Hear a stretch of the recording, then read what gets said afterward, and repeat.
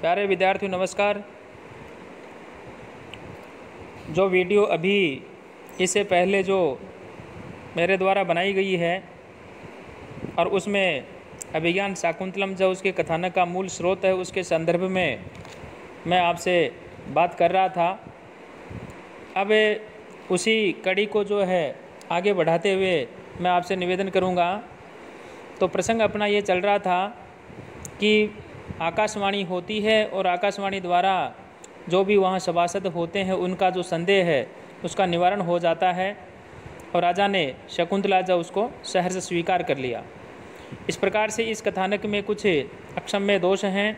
सर्वप्रथम तो दुष्यंत और शकुंतला की कामुकता अति गहनीय है कि वे महर्षि कर्णव जो है उसके आश्रम में लौटने की प्रतीक्षा न कर गांधर्व विवाह कर बैठे। किसी अपरिचित व्यक्ति से एक आश्रमवासिनी कन्या द्वारा इतने अल्पकाल में समागम करने को राजी हो जाना भी अस्वाभाविक सा लगता है।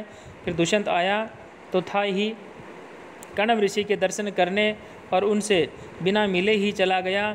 तो तथा लोक निंदा के भय से उसने अपनी गांधर्व विवाह परिणीति भार्या को न तो स्वयं बुलाया और न उसके समीप आने पर उसे जो है स्वीकार करने को राजी हुआ।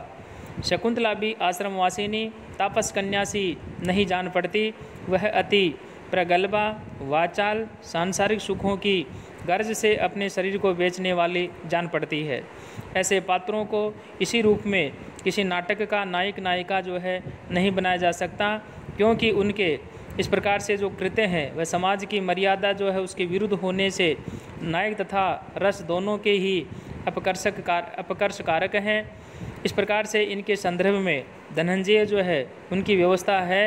यदि किसी कथानक में नायक अथवा रस की दृष्टि से अनुचित हो तो उस विरुद्धांश को यहाँ तो छोड़ देना चाहिए या उसमें परिवर्तन जो वह कर देना चाहिए। इस प्रकार से तमाम बातों को ध्यान में रखते हुए महाकवि जो कालिदास है उन्होंने अपने विश्व विस्तृत नाटक यानी जो अभिज्ञान शाकुंतलम है उसके कथानक में जो है कुछ आवश्यक परिवर्तन किए और वो परिवर्तन इस प्रकार हैं। अभिज्ञान शाकुंतलम में मृग्या विहारी दुष्यंत ससैन्य नहीं अपितु अकेला ही आया है। वह हरिण का पीछा करता हुआ ही आश्रम के समीप पहुंचता है, जहां उसे तापस कुमारों से यह सूचना मिल जाती है कि भगवान काश्यप एक लंबे समय के लिए सोम तीर्थ गए हुए हैं। ये महाभारत की कथा में और कालिदास की कथा में अंतर है। महाभारत की कथा में ये कहा कि जो महर्षि कर्णव जो हैं वो समिधाएँ लेने के लिए गए हुए हैं। कालिदास ने उसमें परिवर्तन करके ये कहा कि महर्षि कर्णव जो है वो सोम तीर्थ गए हुए हैं और आश्रम में उनकी दुहिता शकुंतला ही अतिथि पूजा करती है। इस प्रकार राजा के मन में शकुंतला को देखने की उत्सुकता जो है वह जागृत हो जाती है। दूसरा परिवर्तन किया कि महाभारत के दुष्यंत की भांति कालिदास का दुष्यंत सीधे शकुंतला के आश्रम में नहीं जाता।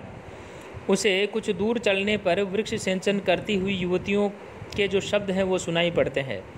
वह एक झाड़ी में छिपकर उनके वार्तालापों को सुनता रहता है।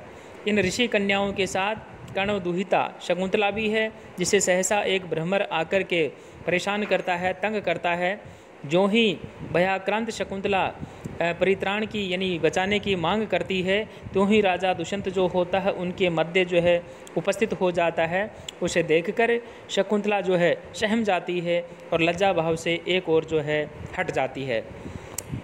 तीसरा परिवर्तन, अभिज्ञान शाकुंतलम की शकुंतला एक निश्चल तापस कन्या है जो दुष्यंत के प्रति आसक्ति होने पर भी उसे व्यक्त नहीं करती। उसमें लज्जा है, शील है, संयम है, गुरु भीरता है, त्याग है। उसके चरित्र को उदात्त बनाने में उसकी प्रिय सखियों अनुसुया और प्रियमदा की बहुत बड़ी भूमिका रही। महाभारत में शकुंतला स्वयं अपना जन्म वृत्तांत सुनाती है, किंतु कालिदास ने इसमें जो है परिवर्तन करके अभिज्ञान शाकुंतलम है उसमें उसकी जो सखियां हैं वो ही उनके वंश का परिचय देती है। अगला परिवर्तन है, अभिज्ञान शाकुंतलम में कर्णव ऋषि सोमतीर्थ गए हुए हैं और इधर आश्रम वासियों की ओर से राक्षसों के से आश्रम की रक्षार्थ राजा से निवेदन किया गया है। अतः नायक और नायिका के प्रेम का क्रमिक विकास होकर ही परिपाक हुआ है, जो मनोवैज्ञानिक तथा सामाजिक दोनों दृष्टियों से ही समीचीन जान पड़ता है। नेक्स्ट, महाभारत में गांधर्व विवाह के 7 वर्ष बाद शकुंतला को पतिगृह भेजा गया, जबकि शकुंतला में सोमतीर्थ से लौटते ही कण्व ऋषि जो हैं उसने अपनी जो पुत्री है उसको उसके पति गृह जो भेज दिया है। यह अलग बात है कि पुत्र सर्वदमन का जन्म जो है और 7 वर्ष तक भरण पोषण ऋषि आश्रम में ही हुआ है, वह काश्यप के आश्रम में न होकर मारीच के आश्रम में हुआ है। महाभारत में दुष्यंत जानबूझकर शकुंतला का तिरस्कार करता है और आकाशवाणी द्वारा प्रमाण दिए जाने पर उसे स्वीकार कर लेता है। अभिज्ञान शाकुंतला में दुर्वासा के जो ऋषि है उनके शाप के कारण से जो है शकुंतला जो है दुष्यंत और शकुंतला तथा उसके साथी तापसियों द्वारा बार बार स्मरण दिलाए जाने पर भी जो है अतीत की घटना का स्मरण करने में असमर्थ रहता है। यानी दुर्वासा ऋषि के द्वारा दिए हुआ जो शाप होता है उस शाप के कारण से तो शकुंतला जो है उसको राजा दुष्यंत जो होता है वह पहचानने में जो है असमर्थ रहता है।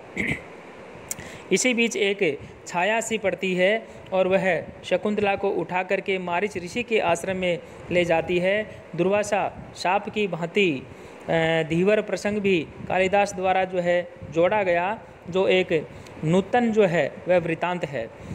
दुष्यंत ने आश्रम से विदा होते समय शकुंतला को अपना स्वनामांकित अंगुली जो है यानी जो अंगूठी जिसको अपन कहते हैं वह भेंट किया था, जिसे सरोवर में हाथ मुँह धोने वाली शकुंतला की अंगुली जो है उसे गिर जाने पर एक मछली ने जो है उसको निगल लिया था।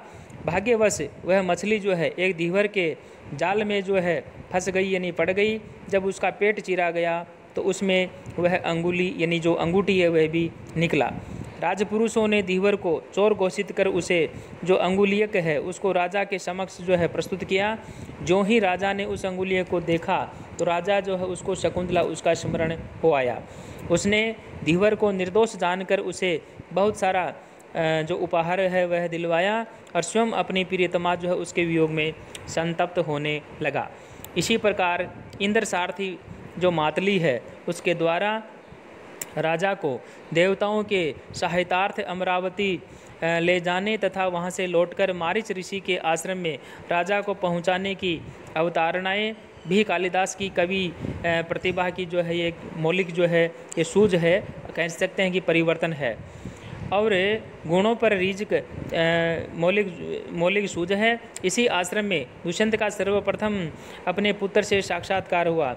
वह उसके रूप और गुणों पर रीझ कर सहज वात्सल्य से अभिभूत होकर उसका आलिंगन कर लेता है। जब उसे यह विदित हो जाता है कि बालक उसी का पुत्र है तो वह शकुंतला के दर्शन की अभिलाषा करता है।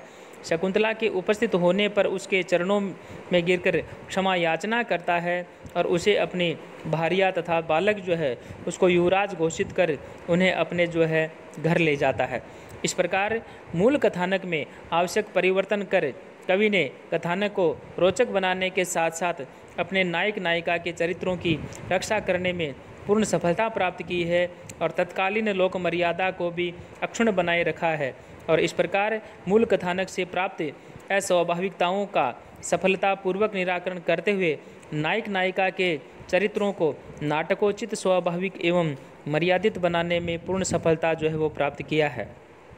उसके ये सभी परिवर्तन उसकी अद्भुत नाट्य प्रतिभा एवं अपूर्व नाट्य जो कौशल है उसी के ये जो है परिचायक हैं।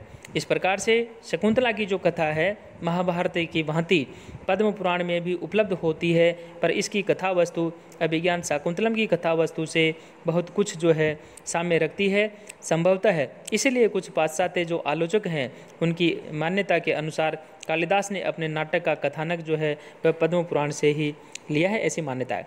इस प्रकार से इस संबंध में केवल हम जो है ये कह सकते हैं कि कालिदास के द्वारा जो मूल कथानक था यानी महाभारत का जो मूल कथानक था उसमें परिवर्तन करने के पश्चात जो नाटक है इस नाटक की उन्होंने इस प्रकार से रचना की। धन्यवाद।